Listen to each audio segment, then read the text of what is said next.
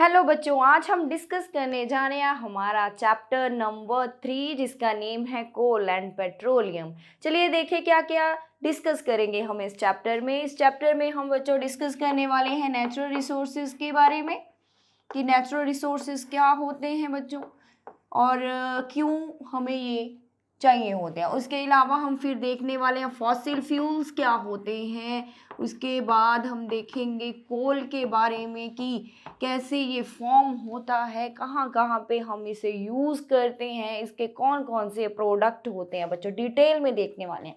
इसके बाद हम बात करेंगे बच्चों पेट्रोलियम के बारे में, फिर आ जाएगा हमारे पास नेचुरल गैस। क्लियर? तो ये कुछ टॉपिक्स हैं जो हम इस चैप्टर के अंदर डिस्कस करने वाले हैं। इसके अलावा और बहुत सारी चीज़ें हैं जो आपकी बुक में सिर्फ नेम ही गिवन है लेकिन उनके बारे में डिटेल इन्फॉर्मेशन नहीं है, वो भी चीज़ें हम क्या करेंगे साथ साथ डिस्कस करने वाले हैं। तो चलिए शुरू करते हैं हमारा चैप्टर कोल एंड पेट्रोलियम। तो बच्चों आपको पता है कि आपकी जो लाइफ है इसकी जो नीड्स हैं बहुत ज़्यादा हैं। हमारी जो नीड्स को फुलफ़िल करने के लिए हमें बहुत सारी चीज़ों की ज़रूरत होती है। उन चीज़ों को हम क्या बोलते हैं बच्चों? उन चीज़ों को हम बोलते हैं रिसोर्सेज।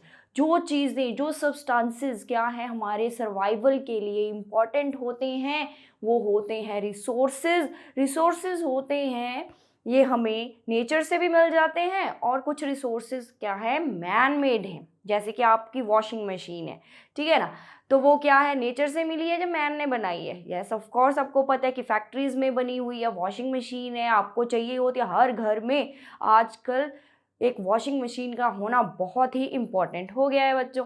तो वो क्या है एक मैन मेड रिसोर्स बन गया है। ऐसे ही और बहुत सारी चीज़ें होती हैं जो हम क्या करते हैं हमारी डेली लाइफ में यूज़ करते हैं। तो जो रिसोर्सेज होते हैं बच्चों ये टू टाइप के हैं, एक होते हैं नेचुरल, एक होते हैं मैन मेड। तो यहाँ पे हम देखेंगे कि नेचुरल रिसोर्सेज को हम कैसे डिफाइन कर सकते हैं।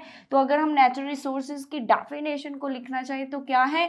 द रिसोर्सेज, वो सारी चीज़ें, the substances, the resources which is obtained, जो हमें कहाँ से मिलती हैं, which is obtained from nature, जो हमें किसने दी बच्चों?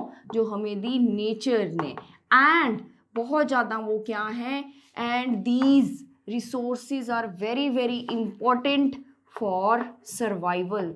And these resources are important, बहुत ज़्यादा क्या है बेटा इम्पॉर्टेंट होते हैं किसके लिए? फॉर सर्वाइवल, हमारे जिंदा रहने के लिए, फॉर सर्वाइवल ऑफ ह्यूमन्स। ठीक, तो ये थे हमारे पास नेचुरल रिसोर्सेज की डेफिनेशन। तो आपके माइंड में कौन कौन से नेचुरल रिसोर्स आ रहे हैं बताओ आप जरा, जिनके बिना हम नहीं जी सकते, हमें बहुत ज़्यादा इम्पॉर्टेंट है। तो आपको सबसे पहले तो एयर पता होगा, एयर से हम ऑक्सीजन लेते हैं बच्चों। देन वाटर है, क्लियर, ये भी हमें नेचर से ही मिला है। उसके अलावा सॉइल है, बहुत सारी और भी चीज़ें हैं, ठीक है, सनलाइट है। अगर हम देखें फॉरेस्ट से ट्रीज़ हैं, उनके डिफरेंट डिफरेंट प्रोडक्ट हम यूज़ करते हैं। तो ये कुछ नेचुरल रिसोर्सेज हैं जो मैंने यहाँ पे मेंशन किए हैं। तो अभी आपको क्लियर हो गया होगा कि यस इनके बिना हमारी लाइफ क्या है पॉसिबल नहीं है। तो चलिए बच्चों आगे हम देखते हैं कि जो नेचुरल रिसोर्सेज होते हैं क्या इनकी भी कोई टाइप होती है? Yes of course. तो बच्चों आपको पता है कि नेचर में कोई रिसोर्स बहुत ज़्यादा क्वांटिटी में प्रेजेंट है, कोई रिसोर्स कम क्वांटिटी में प्रेजेंट है, क्लियर। तो उसके बेसिस पे, उनकी अवेलेबिलिटी के बेसिस पे, वो कितने ज़्यादा नेचर के अंदर प्रेजेंट हैं, उनके बेसिस पे हम नेचुरल रिसोर्सेज को क्या करते हैं आगे कैटेगराइज करते हैं, उनको डिफरेंट टाइप में डिवाइड करने वाले हैं। तो नेचुरल रिसोर्सेज की अगर हम अवेलेबिलिटी देखें हमारे नेचर के अंदर भी, वो कितने ज़्यादा हमारे नेचर में अवेलेबल हैं हमारे लिए, तो उस बेसिस पे जो नेचुरल रिसोर्सेज है ना बच्चों ये कितने टाइप के हैं बेटा? टू टाइप के हैं। एक होते हैं हमारे पास इनएग्जॉस्टिबल रिसोर्सेज, दूसरे हैं एग्जॉस्टिबल रिसोर्सेज। एग्जॉस्टिबल रिसोर्सेज, तो चलिए देखिए क्या होते हैं inexhaustible resources. Inexhaustible means unlimited resource, क्या है? Unlimited resource. ये कौन से रिसोर्स होते हैं? अनलिमिटेड है, मीन्स इतना ज़्यादा प्रेजेंट है हमारे नेचर में कि आप इनको जितना मर्जी यूज़ कर लो, ये कभी भी क्या नहीं हो सकते, ख़त्म नहीं हो सकते। ये नहीं है कि आप सारे की सारी सनलाइट को ख़त्म कर दोगे, इट इज़ नॉट पॉसिबल। ठीक है ना? तो कौन से रिसोर्सेज इनएग्जॉस्टिबल हो सकते हैं? अनलिमिटेड हैं, and which are not likely exhausted to be exhausted by humans,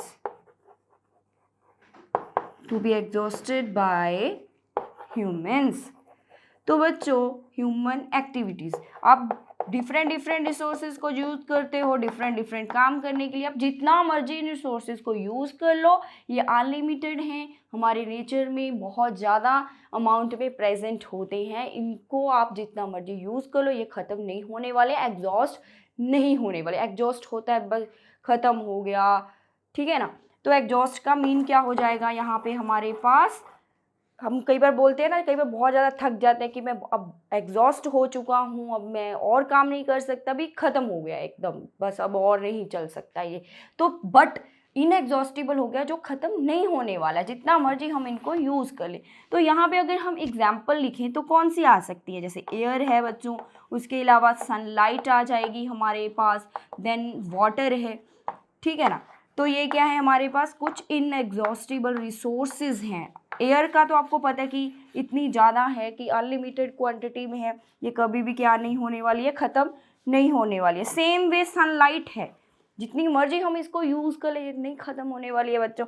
water, लेकिन थोड़ा वाटर पे आके आपको थोड़ा डाउट सा हो रहा होगा, क्योंकि हमेशा आपको बोला जाता है कि वाटर है ये ख़त्म होने वाला है, भाई इसको सेव किया जाए, ऐसे सुना है ना आपने। लेकिन मैंने यहाँ पे लिख दिया इसको इनएग्जॉस्टिबल रिसोर्सेज के अंदर। तो क्या है? तो बच्चों अगर हम वाटर, आप पढ़ के आए हो 6th में 7th में वाटर के बारे में डिटेल में, कि जो हमारी अर्थ है उस पर वाटर कितना है बच्चों? 71% वाटर है। लेकिन ये किस फॉर्म में है?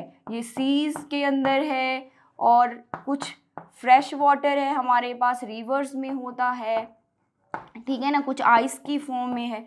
तो ऐसे वाटर जो है डिफरेंट फॉर्म में है और डिफरेंट जगह पे क्या है, प्रेजेंट है।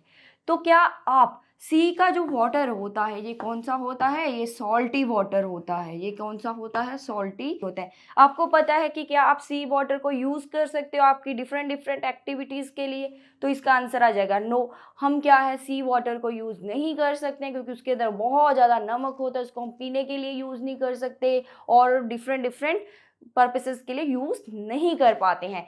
तो हम कौन सा पानी यूज़ करते हैं बच्चों? हम यूज़ करते हैं फ्रेश वाटर। क्या कौन सा पानी यूज़ करते हैं हम यूज़ करते हैं फ्रेश वाटर। तो फ्रेश वाटर जो होता है, इसकी जो अगर हम अमाउंट देखें बहुत ज़्यादा कम होती है, तभी बोला जाता है कि वाटर को सेव किया जाए।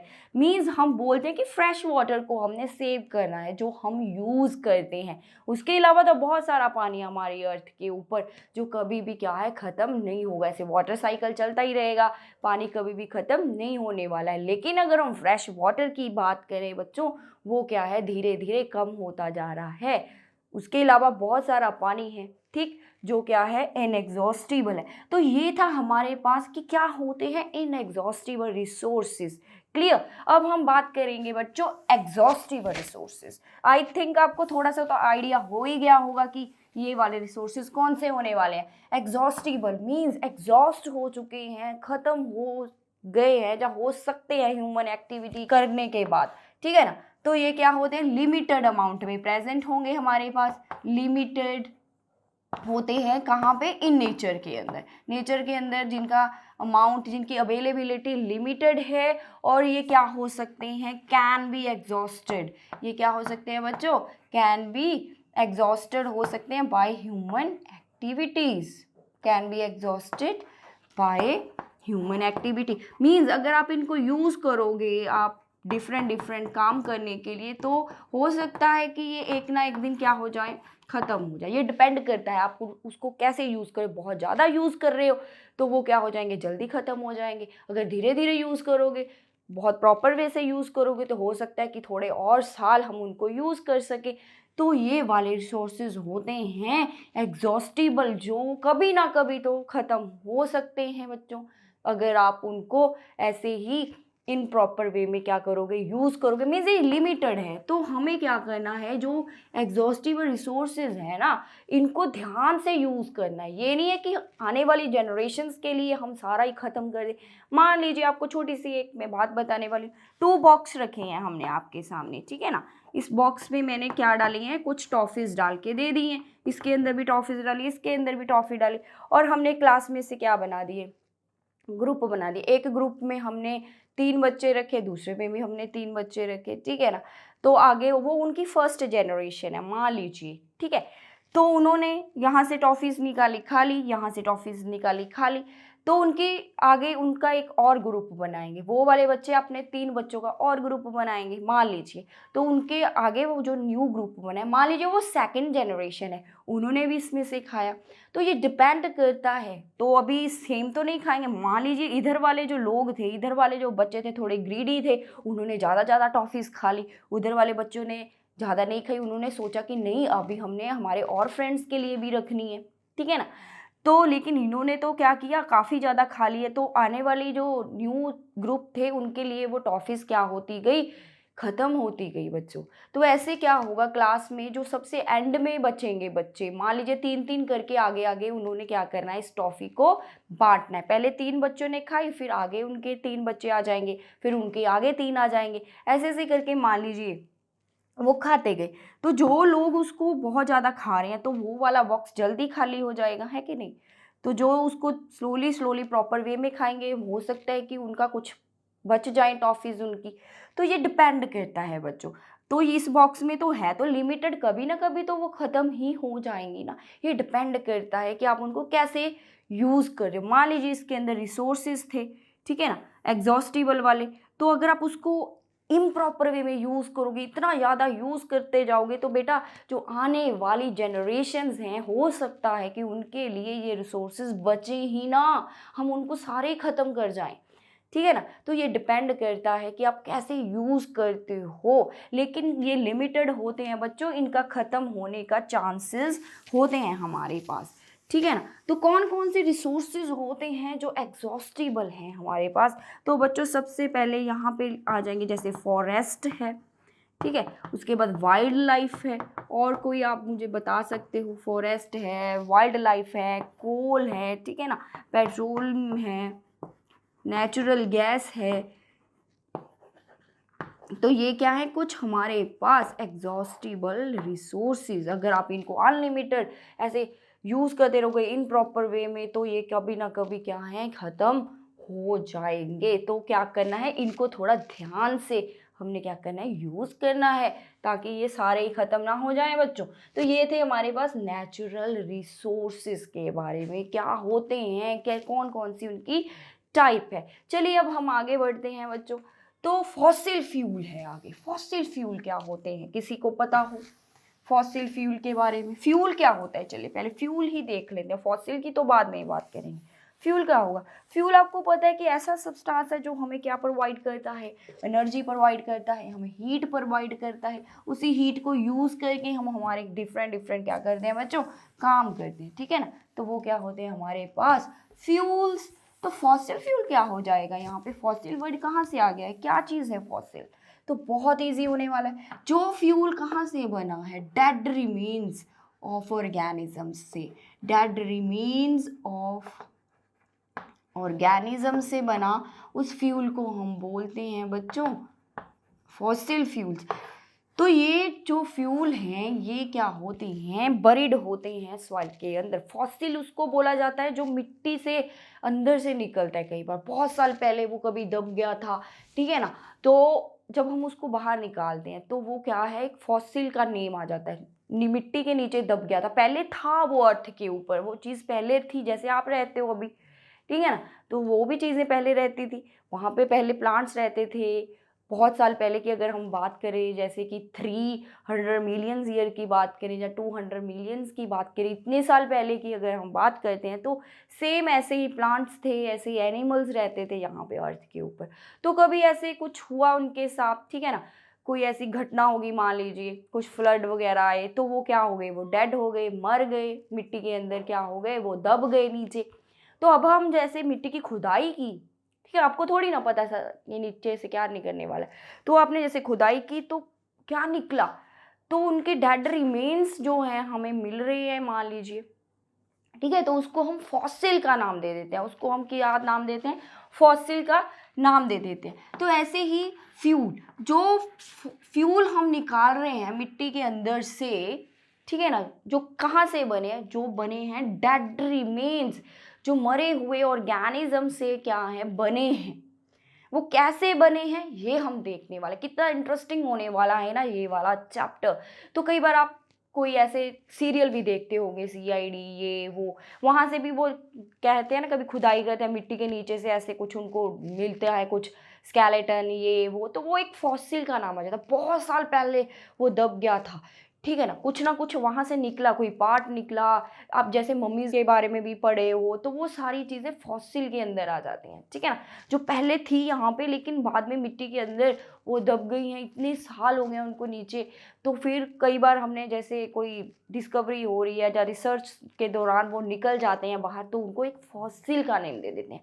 तो ऐसे अगर फ्यूल निकला ना बच्चों नीचे से, तो वो एक क्या बन जाएगा, वो एक फॉसिल फ्यूल बन जाएगा। उसको हम क्या नेम देंगे, फॉसिल फ्यूल का नेम देंगे। वो फ्यूल बना कैसे है, डेड रिमेन्स से, मीन्स मरे हुए जो प्लांट्स हैं, जो ऑर्गेनिज्म हैं, उनके अंदर कुछ चेंजेस आई, वो क्या हुई उनके अंदर, उनके साथ क्या हुआ कि वो फ्यूल बन गए हैं, कैसे वो कोल बन गए हैं, कैसे वो पेट्रोलियम के अंदर चेंज हो गए हैं, कैसे नेचुरल गैस बन गई हैं वो चीज़ें। तो यही तो हम देखने वाले हैं इस चैप्टर में। तो चलिए शुरू करते हैं। मीन्स आपको क्लियर हो गया होगा मुझे लगता है कि फॉसिल फ्यूल किसे बोला जाता है। क्लियर। तो कौन कौन से फॉसिल फ्यूल है हमारे पास, कोल है, पेट्रोलियम है, सारे फ्यूल फॉसिल नहीं होते हैं बच्चों। तो कुछ नेम्स में जो यहाँ पे लिख रही हूँ यही क्या है हमारे पास, फॉसिल फ्यूल होते हैं। क्लियर। तो ये नहीं है कि आप वुड भी लिख दोगे वहाँ पे, तो ऐसे नहीं है।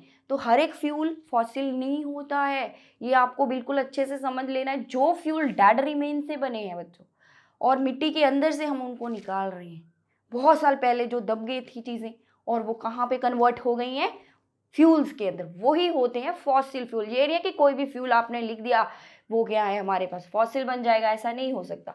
तो फॉसिल फ्यूल क्लियर। तो अब हम देखने वाले हैं बच्चों कोल के बारे में। सबसे पहले फॉसिल फ्यूल हमने लिखा कोल, तो कोल कैसे बना होगा, ठीक है ना। तो अब हम देखने वाले हैं, ठीक, कैसे डेड रिमेन से ये कोल बन गया भाई हमारे पास। तो यही तो हमारा चैप्टर है बेटा, formation of coal, formation of petroleum. तो कोल होता क्या है हमारे पास, आपको पता है ये स्टोन है, पत्थर जैसा होता है, ब्लैक होता है, ठीक है ना। क्या होता है, पत्थर जैसा होता है, स्टोन होता है, ब्लैक होता है, इसके अंदर कार्बन होता है बच्चों। और इसे यूज़ कहाँ पे करते हैं, इसे हम यूज़ करते हैं एज ए फ्यूल घरों के अंदर, as a fuel in home, खाना खुना बनाने के लिए। उसके अलावा इसको इंडस्ट्रीज़ में यूज़ किया जाता है।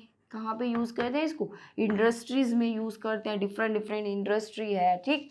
उसके अलावा इसको यूज़ करते हैं जैसे कि थर्मल प्लांट होते हैं ना बच्चों, जहाँ पे इलेक्ट्रिसिटी प्रोड्यूस होती है, थर्मल पावर प्लांट, वहाँ पे भी इसको यूज़ किया जाता है।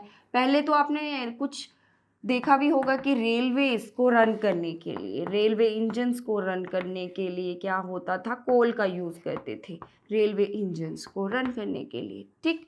तो ये है हमारे पास कुछ यूजेस ऑफ द कोल। जैसे कि वो आपने देखी होगी पिक्चर, गदर पिक्चर थी ना, उसके अंदर आपने देखी होगी एक ट्रेन थी, वो कोल से चलती थी। देखा था क्या आपने ये सीन, जैसे वो कोल डालते थे वो और तेज भागती थी, ठीक है ना। तो वही है, कोल से उस इंजन को क्या करते थे, रन करते थे। कोल जलता था, वहाँ से हीट प्रोड्यूस होती थी, उस स्टीम से वो क्या चलता था, इंजन चलता था।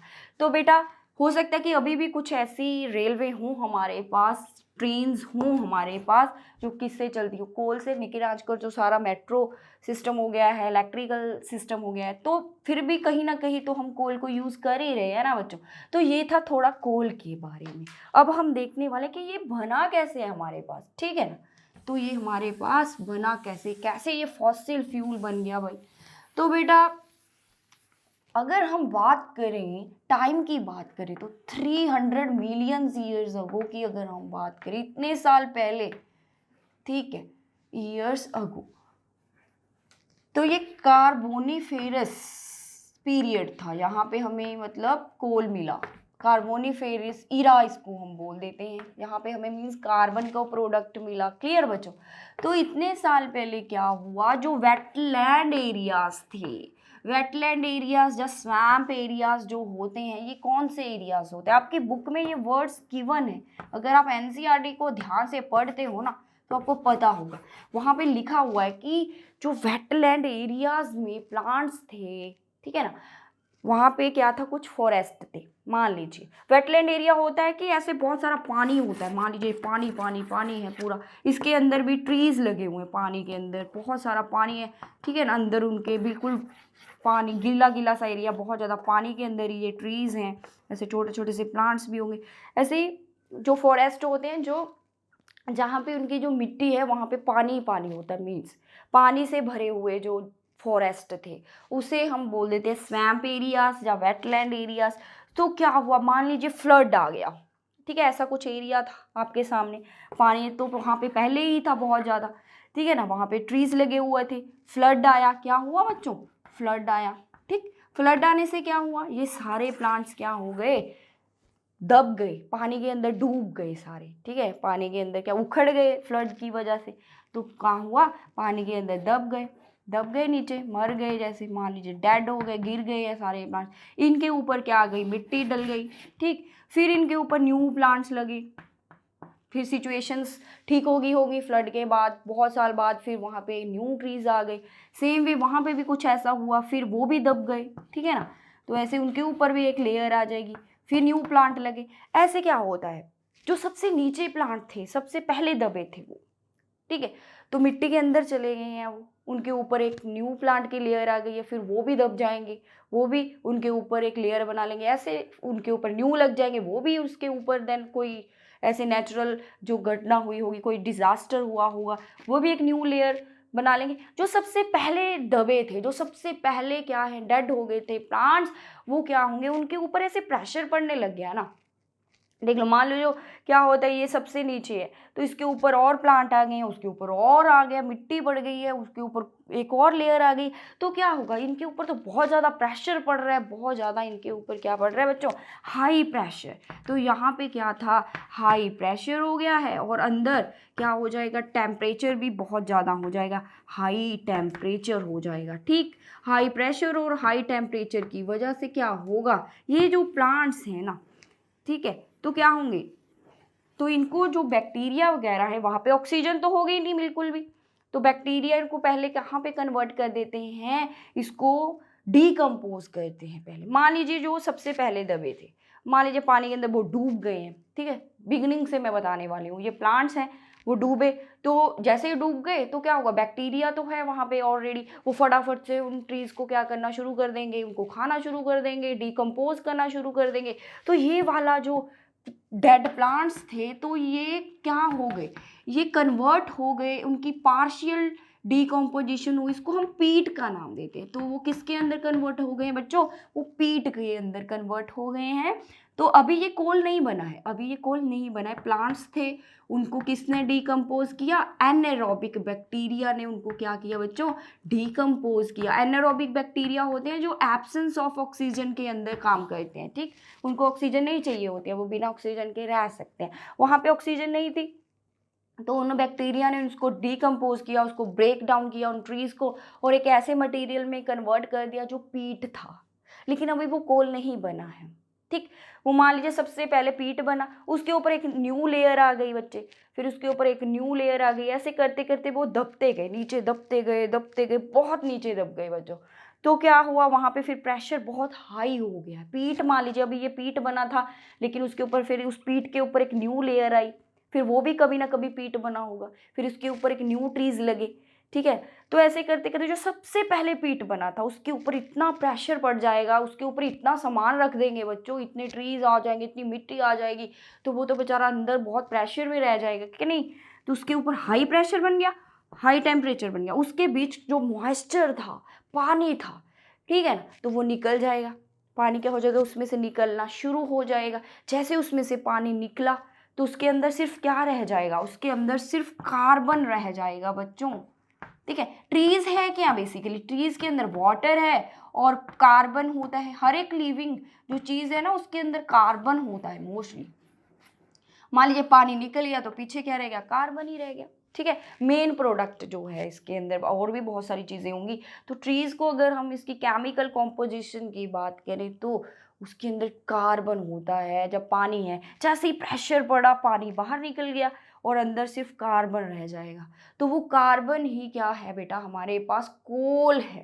कार्बन क्या है हमारे पास, कोल है। धीरे धीरे इतने प्रेशर और इतने टेम्परेचर से स्लो प्रोसेस है ये नहीं अभी आज आपने ट्रीज को दबाया, बहुत प्रेशर डाल दिया, टेम्परेचर डाल दिया, वो कोल बन के निकल गया परसों। ऐसे नहीं हो सकता। इसको बनने के लिए बहुत ईयर्स लगते हैं, मिलियंस ईयर लग जाते हैं बच्चों। कितने ईयर्स लगते हैं, हम देखें इतने साल पहले वो दबे थे तब जाके वो कोल बने हैं।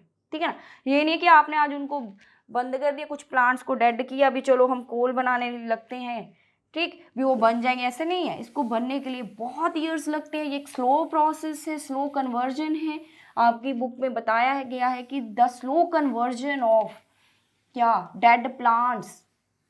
ठीक है, उसको हम क्या बोलते हैं, कार्बोनाइजेशन। इसको कोलिफिकेशन भी बोला जा सकता है, कोलिफिकेशन। ठीक है, और इसको आपकी बुक में कार्बोनाइजेशन का नाम भी दिया गया है। ठीक बच्चों, कार्बोनाइजेशन क्या होता है, द स्लो प्रोसेस है, the slow process of conversion of dead vegetation. Vegetation means plants की बात करें, डेड वेजिटेशन इनटू कोल।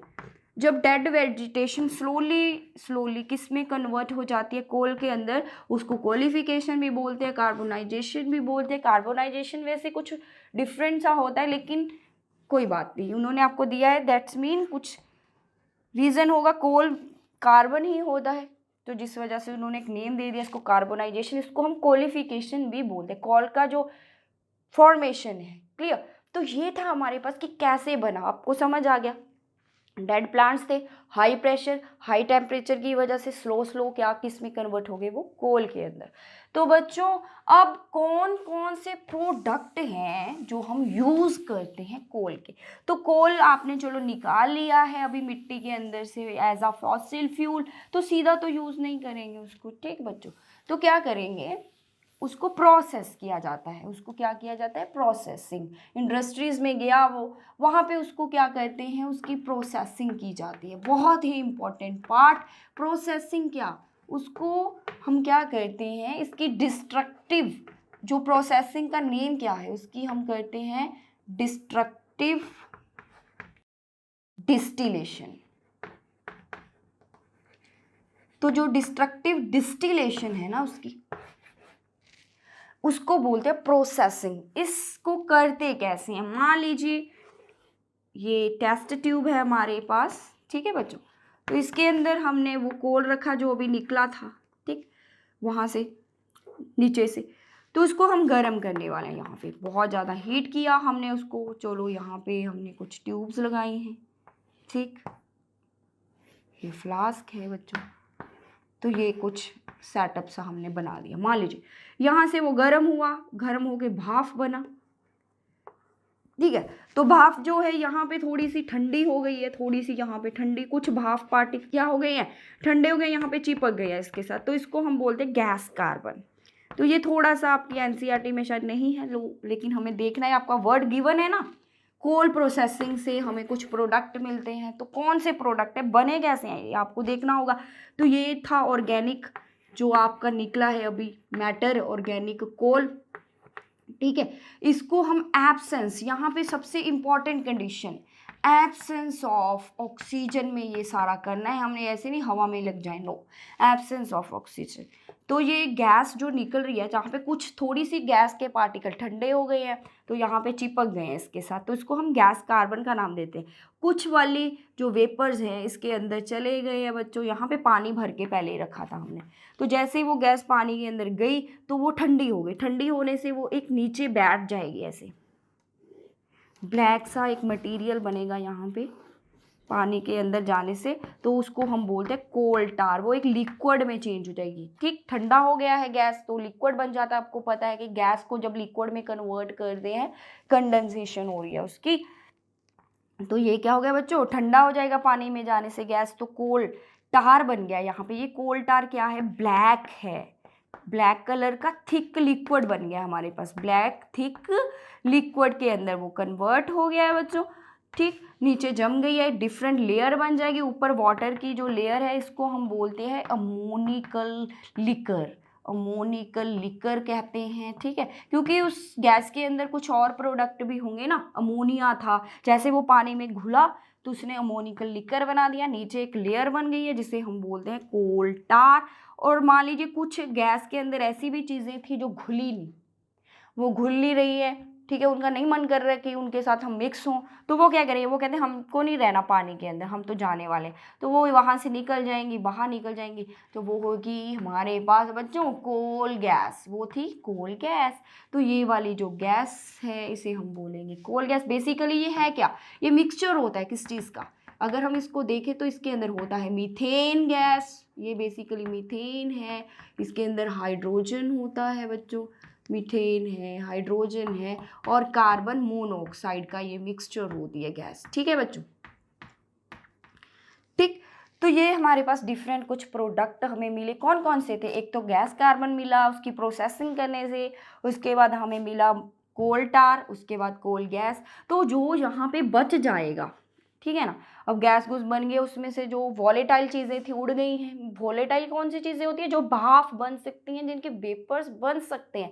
तो जो यहाँ पे बचा उसे हम बोलेंगे कोक, उसे हम क्या बोलेंगे बेटा, उसे हम कोक बोलेंगे। प्योरेस्ट फॉर्म ऑफ कार्बन है यहाँ पे, purest form of carbon, clear. तो जो कोक है वो पोरस होता है, टफ होता है, पोरस है, आपकी बुक में गिवन है ना। कोक को मैं यहाँ पे थोड़ा सा और बताने वाली, कोक होता है पोरस, पोरस होता है जिसमें होल्स हों, और ये टफ होगा, थोड़ा हार्ड है। ब्लैक तो चलो है ही और प्योर है, कार्बन ही। मान लीजिए पहले ऐसा था, कोला, कोला था, उसके अंदर कोल गैस भी थी, अभी कोल टार भी था, बहुत सारी चीज़ें थी। अभी हमने देखा कि कैसे निकल के आई बाहर, जैसे ही गर्म हुआ इसमें से निकलनी शुरू हो गई, कोल गैस निकल गई बच्चों। ठीक है, फिर कोल टार के सारे गैसेस बाहर निकल गई, उड़ गई वेपर। वो कैसे निकली, होल्स करके ही निकलेंगी ना, बीच में से बाहर आना है तो एक रास्ता बना के आएंगी, तो वो होल बन गए उसके अंदर। ठीक है ना, तो जो कोला हम सबसे पहले लेके आए थे उसको पहले गर्म जैसे ही किया, उसमें से जैसे भाप बन के चीज़ें उड़ने लगी तो उसके अंदर वो क्या बन गए बच्चों, होल्स बन गए। तो वो जो बच गया ना यहाँ पे होल वाला पार्ट, उसे हम कोक बोल देते हैं, तभी ये पोरस होता है, तभी इसको हम पोरस बोल देते हैं। पोरस होता है जिसके अंदर होल हो, ठीक है, किसी कोई प्लेन बॉडी नहीं है, प्लेन वो नहीं है हमारे पास चीज़, उसके अंदर क्या है, पोर्स हैं, छोटे छोटे छोटे छोटे से, अगर आप इसको देखो तो ये प्योरेस्ट फॉर्म होती है कार्बन की, एक अच्छा फ्यूल है। तो अब हम देखेंगे कि कहाँ कहाँ पे हम इन चीज़ों को यूज़ करते हैं। अगर हम कोक की बात करें तो बच्चों, कोक को कहाँ यूज़ करते हैं, कोक को हम यूज़ करते हैं स्टील की मैन्युफैक्चरिंग के लिए। कहाँ पे यूज़ करेंगे, स्टील मैन्युफैक्चरिंग, जहाँ पे स्टील बनता है बच्चों, ठीक है, वहाँ पे यूज़ कर रहे हैं इसको। उसके अलावा इसको मेटल एक्सट्रैक्शन के अंदर यूज़ करते हैं, ठीक है ना, मेटल एक्सट्रैक्शन के अंदर, मेटल्स को एक्सट्रैक्ट करने के लिए जैसे हम कोई मेटल निकालते हैं अर्थ से, अर्थ क्रस्ट से बहुत सारे मिनरल्स निकलते हैं, तो वो क्या होते हैं, उनके अंदर बहुत सारी चीज़ें मिक्स हुई होती हैं, हमें प्योर मेटल चाहिए होते हैं। मान लीजिए आपने जिंक की कोई और निकाली, जिंक मिनरल निकला, जिंक ऑक्साइड निकला नीचे से, तो जैसे ही वो कोक से क्या करेगा, रिएक्ट करेगा, C4 कोक और C4 कार्बन से ही बना हुआ है, जैसे वो रिएक्ट हुआ तो क्या बन जाएगा, हमारे पास जिंक बन गया और CO gas, carbon monoxide gas, और जिंक क्या है हमारे पास, एक मेटल बन गई है बच्चों, ठीक है ना। तो ये क्या हो गया है हमारे पास, मीन्स मेटल को एक्सट्रैक्ट करने के लिए हम यूज़ करते हैं कोक, इस प्रोसेस को स्मेल्टिंग बोला जाता है। अगर आप बड़ी क्लासेस में जैसे पढ़ने जाओगे ना, वहाँ पे ये सारी चीज़ें देखने वाले हो। चलो ये तो आपको पता चल गया कि कोक को हम कहाँ पे यूज़ करते हैं। उसके अलावा है, उसके बाद हमने देखा था जैसे कोल टार की हमने बात की। किसकी बात की बच्चों? कोल टार की अगर हम बात करते हैं तो ये ब्लैक है, थिक है, लिक्विड है, मैं ऑलरेडी बता चुकी हूँ। और इसकी अनप्लीसेंट स्मेल होती है, गंदी सी स्मेल। बहुत अच्छी स्मेल नहीं है कि आपको बड़ा मन करे कि यस इसको भाई इसकी स्मेल बड़ी अच्छी है तो इसको हम बार बार आपको वो स्मेल को लेने का मन करे, ऐसा नहीं है। गंदी सी अनप्लीसेंट स्मेल है। और इसको कहाँ पे यूज़ करते हैं बेटा? जो कोल टार होता है ये, इसके अंदर बहुत सारी चीज़ें होती हैं। माना जाता है कि ये मिक्सचर है 200, इसके अंदर वेरियस क्या है, कंपोनेंट्स होते हैं।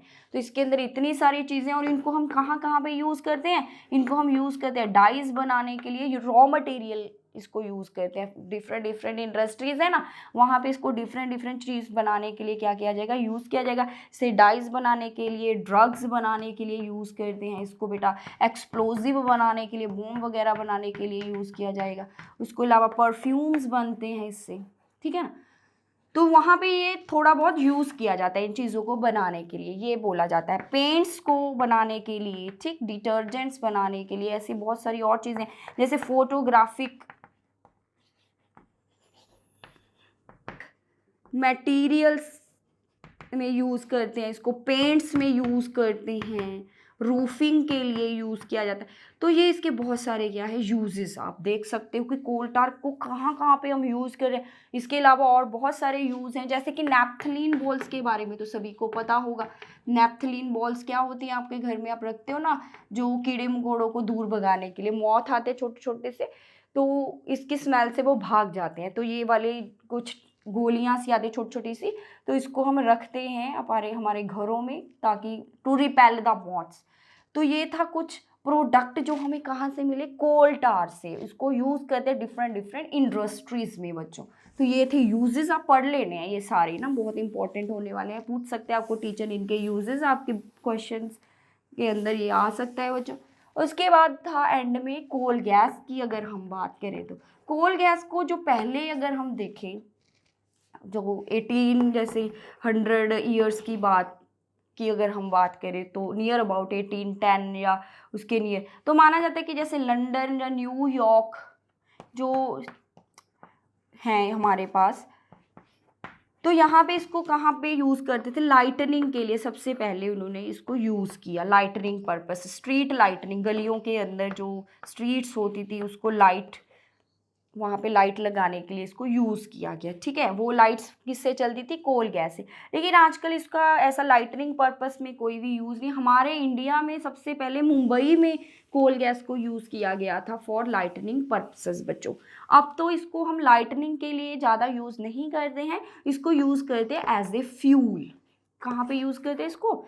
एज ए फ्यूल, ठीक है। इंडस्ट्रीज़ में, जो इंडस्ट्रीज़ कोल प्रोसेसिंग प्लांट्स के आसपास वाली है ना, वहाँ पे, क्योंकि इसको फिर वहाँ पाइप से सप्लाई कर देते होंगे। दूर दूर तो इसको लेके जाना पॉसिबल नहीं होगा, एक्सपेंसिव हो सकता है। तो जो वाली मान लीजिए यहाँ पे कोई इंडस्ट्री लगी है, वो कोल को प्रोडक्टिव डिस्टिलेशन हो रही है, उसके साथ और बहुत सारी इंडस्ट्रीज़ होंगी, तो वहाँ पे ये उनको क्या दे देते हैं? कोल गैस सप्लाई करते हैं उन इंडस्ट्रीज़ में। तो इसको यूज़ करते हैं एज ए फ्यूल। कहाँ पे? वो वाले इंडस्ट्रीज़ जो नियर हैं। कहाँ, किसके नियर है? कोल प्रोसेसिंग प्लांट्स के जो आसपास पड़ती हैं, वहाँ पे इसको एज अ फ्यूल यूज़ किया जाता है बच्चों। तो ये था कोल के बारे में, और कौन कौन से प्रोडक्ट निकले, कहाँ कहाँ पे हमने इसको यूज़ किया।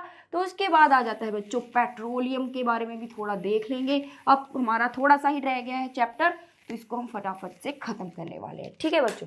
तो नेक्स्ट है पेट्रोलियम, ठीक। सेम जैसे ही हमारा बना है कोल, वैसे ही पेट्रोलियम बना है, लेकिन थोड़ा सा डिफरेंस है। यहाँ पे जो सी के अंदर प्लांट्स या एनिमल्स थे ना बच्चों, वो भी ऐसे ही क्या हुए? डेड हुए। मान लीजिए सी था, पानी है इसके अंदर बहुत, डेड हुए, नीचे चले गए बॉटम के ऊपर, ठीक है ना, समुंदर के नीचे। उसके ऊपर ऐसे मिट्टी पड़ती गई, बहुत सारी मिट्टी पड़ती गई, तो वो नीचे दब गए। नीचे क्या हो गए बच्चे? वो दब गए। दबने के साथ क्या हुआ? उनके ऊपर हाई प्रेशर पड़ा। और टेम्परेचर कौन सा होता है बच्चों? हाई टेम्परेचर, तो वो भी किसके अंदर कन्वर्ट हो गई धीरे धीरे, वो भी बन गए हमारे पास पेट्रोलियम, पानी के अंदर, पानी वाली जो चीज़ें थी। ठीक, तो हम निकालते हैं पेट्रोलियम को सीज से निकाला जाएगा इसको, या फिर बैगन जो सी होते हैं, बैगन जो सूख चुके हैं सीज, ठीक है ना, बैगन सीज या ओशंस होते हैं, वहाँ से भी इसको निकाला जाता है। अभी जो पानी वाले सीज हैं वहाँ से भी निकाले हैं, और जो सूख गए हैं हमारे पास सीज, उसको बैगन सीज बोलते हैं। ड्राई जो सी हो गए हैं, पानी सूख चुका है उनका, वहाँ से भी जब इसको ड्रिल करके निकाला जाता है, ऐसे मान लीजिए, ठीक है, उसके अंदर ऐसे पाइप डालेंगे, ड्रिल करेंगे, और वहाँ से उसको क्या करेंगे, मशीन्स होंगी, खींच लेंगे पेट्रोलियम को बाहर। ठीक है ना बच्चों, तो हमारे पास जहाँ पे मान लीजिए ये पेट्रोलियम है सारा, पेट्रोलियम के ऊपर एक गैस इकट्ठी हुई हो जाती है, कलेक्ट होती है, जिसे हम बोलते हैं नेचुरल गैस। जहाँ पे पेट्रोलियम बना होता है वहाँ पे कौन सी गैस होती है बच्चों, नेचुरल गैस होती है। पहले गैस बाहर आ जाएगी क्योंकि वो लाइट होती है वेट के अंदर, फिर आएगा पेट्रोलियम, पानी है नीचे, सबसे नीचे पानी, पानी के ऊपर पेट्रोलियम की लेयर है, फिर उसके ऊपर गैस है। सब ऐसे ड्रिल करके हम तो पेट्रोलियम निकालने वाले थे, लेकिन पहले कहाँ पे पाइप से बाहर आती है गैस, जिसे बोलते हैं नेचुरल गैस, वो भी हम स्टोर कर लेते हैं, उसको भी आगे हम यूज़ करेंगे डिफरेंट कामों के लिए। फिर आता है पेट्रोलियम बच्चों। पेट्रोलियम और पेट्रोल को आपको क्या लगता है कि ये डिफरेंट है या सेम होते हैं? ये नहीं बोलना है कि हमने तो फटाफट पेट्रोल निकाला जी ड्रिल करके और उसको हमने डाला कार के अंदर और हम उसको यूज़ करें, नो। जब हम बेटा नीचे से निकालते हैं पेट्रोलियम, वो हम सीधा यूज़ नहीं कर सकते हैं। ये नहीं है कि पेट्रोलियम ही पेट्रोल होता है, नो। पेट्रोलियम जब निकलता है उसके अंदर बहुत सारी चीज़ें मिक्स हुई होती हैं, बहुत सारे उसके अंदर डिफरेंट डिफरेंट कॉन्स्टिट्यूएंट्स होते हैं, डिफरेंट डिफरेंट प्रोडक्ट होते हैं। तो क्या करना है, उसके अंदर पेट्रोल भी है, उसके अंदर डीजल भी है, उसके अंदर कैरोसिन भी है। तो अभी हम, ये बहुत इंटरेस्टिंग बात है यहाँ पे, पेट्रोलियम जो होता है बच्चों ये मिक्सचर होता है। इसके अंदर क्या क्या हो सकता है, इसके अंदर मान लीजिए, पहले तो चलो पेट्रोल तो है ही इसके अंदर पेट्रोल भी है बेटा, इसके अंदर डीजल भी होता है, कैरोसिन भी होता है इसके अंदर, और क्या निकलेगा, कुछ ऑयल्स होते हैं, ल्यूब्रिकेटिंग ऑयल्स होते हैं, वैक्स होती है। तो ये सारी चीज़ें इसके अंदर थी, इन सबको जब हम इकट्ठा कर दे तो ये पेट्रोलियम बन जाता है। जब हम इनको बाहर निकाल देंगे तो हमें डिफरेंट डिफरेंट चीज़ें मिलेंगी। इसको मीन्स इसको क्या करना पड़ेगा, इसको रिफाइन करना पड़ेगा। इसको क्या करना पड़ेगा, इसकी रिफाइनिंग की जाएगी। रिफाइनिंग कैसे करेंगे, रिफाइनिंग का मतलब होता है सेपरेशन करनी हमने चीज़ों की। इसके अंदर से ये इतनी सारी चीज़ें मिक्स करके बैठा अपने अंदर, तो उनको निकालेंगे, उनकी रिफाइनिंग करेंगे। ठीक, तो मान लीजिए आपकी क्लास में है, ठीक है, एक का नाम राम है, एक का नाम श्याम है, एक गीता है, सीता है, सभी मिक्स होके क्लास बन गई है। हमें पहले राम को निकालेंगे, श्याम को निकाला क्लास में से, फिर रीता को निकाला, सीता को निकाला, ऐसे डिफरेंट डिफरेंट बच्चों को हम क्लास में से बाहर निकालते जा रहे हैं, तो रिफाइनिंग करते जा रहे हैं। सेम वे पेट्रोलियम है, उसके अंदर इतने सारे प्रोडक्ट है, एक एक करके हम सबको अलग करने वाले हैं। ठीक है, चारों मिलके बहुत डिफरेंट से उन्होंने क्लास के अंदर बड़ा शोर किया हुआ है, लेकिन टीचर उनको अलग अलग करके भी ढा देते, दूर दूर भी निकालो इनको ऐसे क्लास से बाहर। ठीक है, सेम वे फिर वो एक डिफरेंट डिफरेंट प्रोडक्ट बन के आ जाएंगे। तो ऐसे ही है, पेट्रोलियम को जब हम उनके सेपरेट करते हैं, चीज़ें उनके अंदर से निकालना चाहते हैं, ये भी पेट्रोल निकाल लें, डीजल अलग कर दें, कैरोसिन अलग कर दें, ल्यूब्रिकेटिंग ऑयल, वैक्स निकालना चाहते हैं, तो उसको हम बोलते हैं रिफाइनिंग ऑफ पेट्रोलियम। ये कैसे की जाती है, ये रिफाइनरी होती है बच्चों हमारे पास। रिफाइनरी को मशीन समझ सकते हो आप, जहाँ पे इसको हम साफ करेंगे, ठीक है, उसको हम बोलेंगे रिफाइनरी। पेट्रोलियम रिफाइनरी के अंदर इसको रिफाइन किया जाएगा, इसमें से डिफरेंट डिफरेंट प्रोडक्ट निकाले जाएंगे। उस रिफाइनरी के अंदर होता क्या है, उस रिफाइनरी के अंदर होती है फ्रैक्शनल डिस्टिलेशन बच्चों। फ्रैक्शनल डिस्टिलेशन एक प्रोसेस है जिससे हम क्या करते हैं, इसके अंदर से निकालते हैं डिफरेंट डिफरेंट प्रोडक्ट। आपको क्लास 9th में जाना है ना, वहाँ पे ये सारा आप डिटेल में पढ़ने वाले हो फ्रैक्शनल डिस्टिलेशन। थोड़ा सा मैं भी आपको यहाँ पे बताने वाली हूँ कि कैसे ये होता है सारा प्रोसेस। क्लियर बच्चों, जो आपको अभी मैंने बात बताई है कि जो पेट्रोलियम होता है उसके अंदर बहुत सारी चीज़ें मिक्स हुई हुई हैं।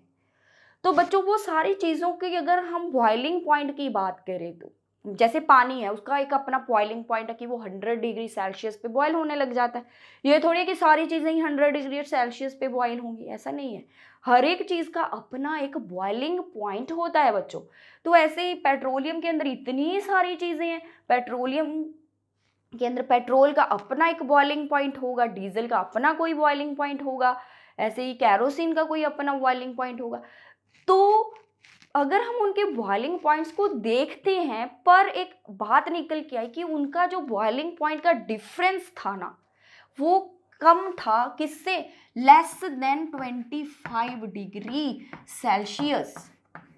वो क्या है, कम है, कहाँ, 25 डिग्री सेल्सियस से उनके बॉइलिंग पॉइंट का डिफरेंस। ठीक, मान लीजिए, ठीक है, पेट्रोल है, डीजल है, ये सारी चीज़ों के अगर हम बॉइलिंग पॉइंट देखें ना, तो इन सभी के बीच में किस किस का डिफरेंस है, 25 डिग्री सेल्सियस के कम डिफरेंस है। किसी का 23 हो सकता है डिफरेंस, मान लीजिए एक का 300 डिग्री सेल्सियस कुछ था, दूसरे का 280 है, तो 20 का ही डिफरेंस आ गया है, कम है 25 से। तो बेटा एक यहाँ पे केमिस्ट्री का एक रूल ही मान लीजिए कि जब चीज़ों के अंदर 25 डिग्री सेल्सियस से कम डिफरेंस होता बॉइलिंग पॉइंट में, तो वहाँ पे उन्हें हम फ्रैक्शनल डिस्टिलेशन से क्या करते हैं, अलग करते हैं।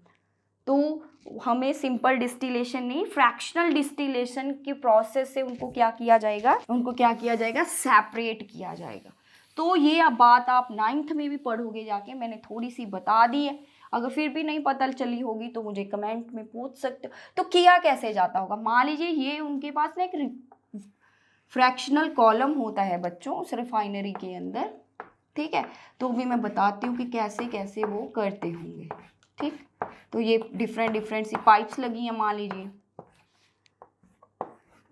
तो यहाँ पे आएगा हमारा फर्नेस लगी है गर्म करने के लिए। फर्नेस होता है जिसके अंदर बहुत ज़्यादा टेम्परेचर होगा।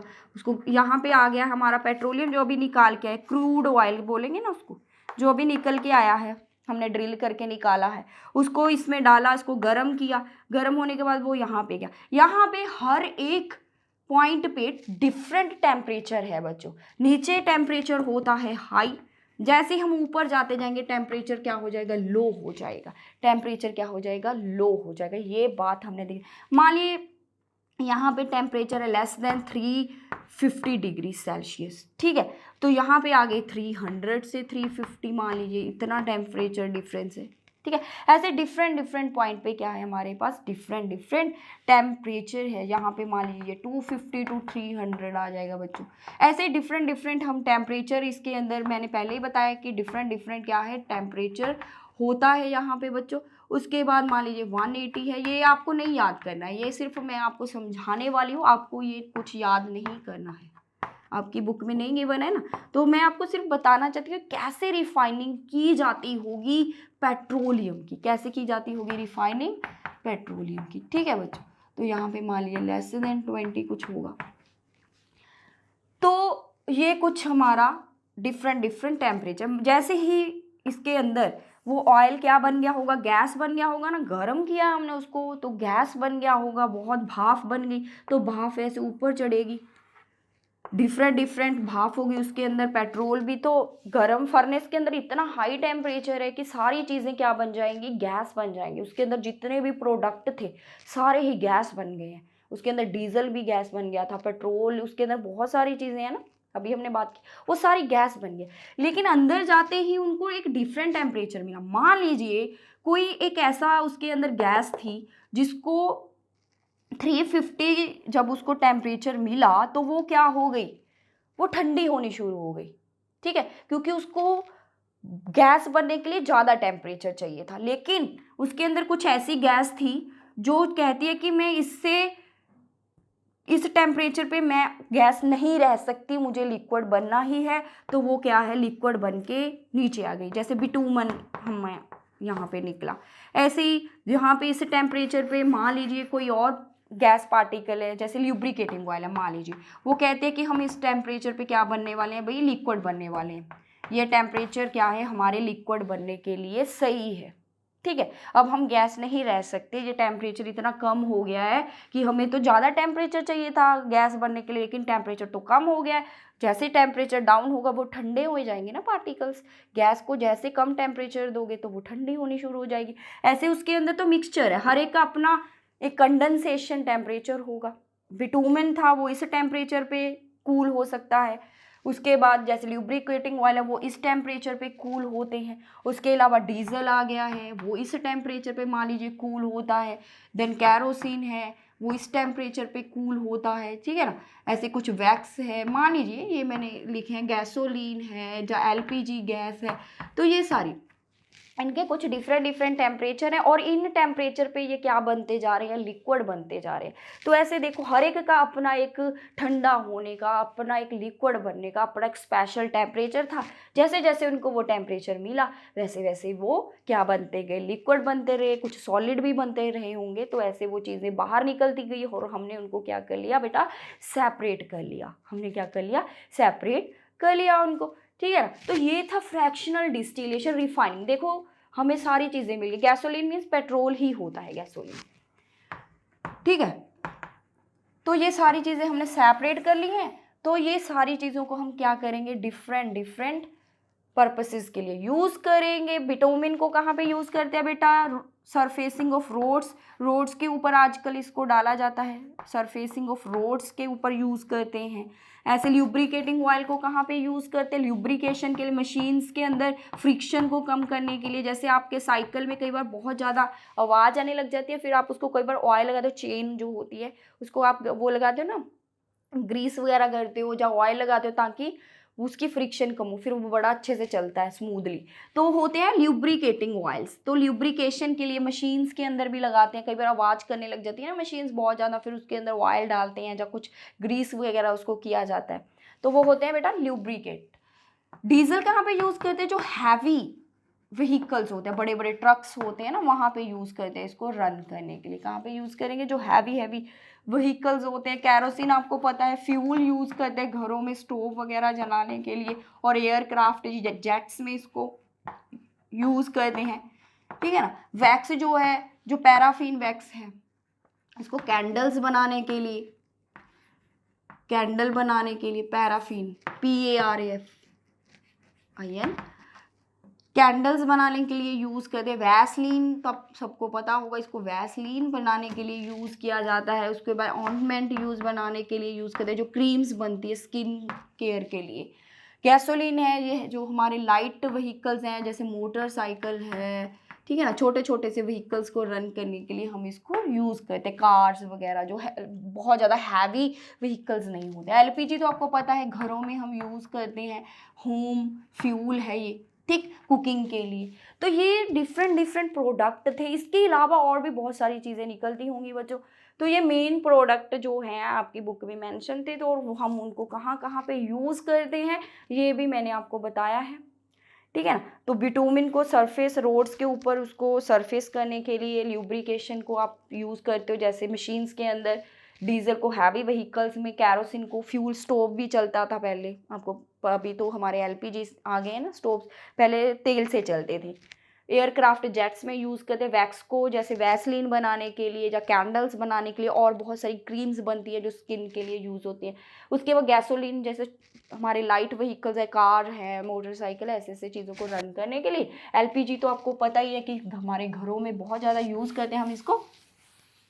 तो ये था बेटा आपके पास पेट्रोलियम के बारे में, ठीक। उसके बाद है सिर्फ लास्ट पॉइंट कि जो हमारे पास लिमिटेड रिसोर्सेज हैं, सम लिमिटेड रिसोर्सेज, आपने देखा है कि जो एग्जॉस्टेबल रिसोर्सेज थे, कोल है, पेट्रोलियम, ये लिमिटेड है। अगर आप इनको ऐसे ओवर यूज़ करोगे कभी ना कभी ये ख़त्म हो जाएंगे, ठीक है ना। और ये बेटा करते क्या है, एयर पोल्यूशन भी करते हैं, ग्लोबल वार्मिंग का भी रिस्क है, क्योंकि जब ये जलते हैं तो बहुत हार्मफुल गैसेस निकलती हैं। कोल जलेगा, बहुत सारा कार्बन डाइऑक्साइड गैस प्रोड्यूस होगी, ठीक है, डिफरेंट सी गैसेस प्रोड्यूस होती है। सेम वे पेट्रोल जलता है, डीजल जलता है, इनमें से बहुत सारी क्या है, हार्मफुल गैसेस प्रोड्यूस होती हैं जो हमारे इन्वायरमेंट को पोल्यूट करती है। तो हमने क्या करना है, इनको प्रॉपर यूज़ करना है ताकि ख़त्म भी ना हो और हमारा इन्वायरमेंट भी सेफ रहे। तो इस चीज़ को ध्यान में रखते हुए जो PCRA हमारे पास एसोसिएशन है हमारे इंडिया के अंदर, इन इंडिया, ठीक है, ये कौन सी एसोसिएशन है, इसका नेम है पेट्रोलियम, ये याद करना है आपने, पेट्रोलियम कंजर्वेशन, पेट्रोल को बचाने के लिए है बेसिकली, उसके जो प्रोडक्ट को, रिसर्च एसोसिएशन है। इन्होंने ना कुछ पॉइंट्स बताए हैं ताकि हमारा इन्वायरमेंट भी साफ रहे और इन चीज़ों को ख़त्म होने से बचाया जा सके। तो क्या करना है, तो हमने जो हमारे व्हीकल्स हैं उनको एक कांस्टेंट एंड मॉडरेट स्पीड के ऊपर रन करें। ये नहीं बहुत ज़्यादा स्पीड से आप उनको चलाते रहो, नो, उनको एक प्रॉपर अच्छी कांस्टेंट स्पीड और मॉडरेट स्पीड पे क्या करना होता है, हमने उनको रन करना होता है। उसके अलावा ट्रैफिक लाइट्स जब आती हैं बेटा, ट्रैफिक लाइट्स के ऊपर जहाँ पे आप कोई वेट वगैरह करते हो, किसी का इंतज़ार कर रहे हो अपने फ्रेंड का कि उसके साथ ही स्कूल जाना है मोटरसाइकिल के ऊपर, तो क्या करना है, हमने वहाँ पे स्विच ऑफ कर देना है हमारा मोटरसाइकिल, यानी भी चलता रहने दो। आपका तो फ्रेंड आधा घंटा ना आए, घर से निकले ही ना, वो तो आराम से लेटा हुआ है कि नहीं, तो आप तो यहाँ पे मोटरसाइकिल पे बैठे उसको ऑन करके बैठे हो, भी आ रहा है, अभी आया, अभी आया, अभी आया, है कि नहीं। तो वैसे तो मान लीजिए आधा घंटा आया नहीं तो इतना तेल जल जाएगा, इतना पेट्रोल जल जाएगा, उससे कितनी हार्मफुल गैसेस निकली होंगी, तो कितना वेस्ट हो गया। तो ट्रैफिक लाइट्स अगर है जहाँ आप किसी की वेट कर रहे हो तो वहाँ पे ऑफ कर देना हमने इंजन को, ठीक है, आपको बंद करके वेट कर लो उसकी, या ट्रैफिक लाइट्स पे। उसके अलावा और क्या कर सकते हैं, मेंटेनेंस जरूर करानी है हमने। ये नहीं कि आपका जो मोटरसाइकिल कार है उसमें से बहुत धुआं निकल रहा है, उसकी मेंटेनेंस कराना बहुत ज़्यादा क्या है बच्चों, इम्पॉर्टेंट है। मेंटेनेंस कराना क्या है, बहुत ज़्यादा इम्पॉर्टेंट है। अगर मेंटेनेंस नहीं कराओगे तो धुआं बहुत कर रहा है, तो उससे इन्वायरमेंट क्या होगा, पोल्यूट। लास्ट है, हमने टायर प्रेशर को भी क्या कराना रहना है, चेक कराते रहना। जितना कम टायर प्रेशर होगा उतना ज़्यादा क्या होगा, फ्यूल वेस्ट होगा बच्चों। उसको रन करने के लिए इंजन को ज़्यादा क्या करना पड़ेगा, फोर्स लगाना पड़ेगा, ठीक है ना। कई बार आपके साइकिल में भी हवा कम होती है, टायरों में कितना आपको फोर्स लगानी पड़ती है उसको रन के लिए। जैसे ही आप उसके अंदर हवा भर ले तो कितना भागता है आपका साइकिल, कभी नोटिस किया इस चीज़ को। तो आपको फोर्स कम लगानी पड़ती है। सेम वे अगर आपकी गाड़ियों के अंदर या मोटरसाइकिल के और टायर में प्रेशर कम है, भाई हवा ही नहीं है, तो उसको आप चलाए जा रहे हो तो क्या होगा, आपका जो फोर्स ज़्यादा लगेगा इंजन का, जितना फोर्स लगेगा उतना वो ज़्यादा खाना खाएगा, है कि नहीं, उतना ज़्यादा पेट्रोल खाएगी वो चीज़। तो एयर प्रेशर भी, सॉरी, टायर का प्रेशर भी ठीक रखना है हमने। ये नहीं कि टायर में हवा ही नहीं है, ऐसे घुमाते चले जाओ आप मोटरसाइकिल। तो ये था बच्चों हमारा चैप्टर कोल एंड पेट्रोलियम, ये ख़त्म भी हो गया है। बिल्कुल ईजी था, कुछ भी नहीं है इसमें, बहुत सारा सिंपल। चार तो चीज़ें पढ़ी हमने, एक नेचुरल रिसोर्स क्या होता है जो नेचर से मिलते हैं, एग्जॉस्टिबल भाई जो ख़त्म हो सकते हैं, इनएग्जॉस्टिबल जो अनलिमिटेड है। उसके बाद हमने कोल देखा कि वो नीचे दब गए थे प्लांट्स वगैरह बहुत साल पहले, तो वो कोल बन के निकल गए, ऐसे सीज़ के अंदर पेट्रोल बन के निकल गए, ठीक है। फिर हमने उसको साफ सुफ किया, इतनी सारी चीज़ें निकली पेट्रोल को, ठीक है, निकाला हमने। ऐसे ही कोल की प्रोसेसिंग की, वहाँ से भी हमें तीन चीज़ें मिली थी, कोक मिला, कोल टार गैस, उनके डिफरेंट डिफरेंट यूजेस थे। एंड में हमने देखा कि उनको हमने प्रॉपर यूज़ करना है भाई, नहीं तो एयर पोल्यूशन हो जाएगा और वो ख़त्म हो जाएंगे। तो ये था सिंपल आपका चैप्टर कोल एंड पेट्रोलियम। बच्चों अगर फिर भी कुछ नहीं समझ आया then you can ask us any time by commenting. उसके बाद है बच्चों हम नेक्स्ट चैप्टर पढ़ने वाले हैं, इसके बाद हमारी नेक्स्ट वीडियो में। Thank you so much.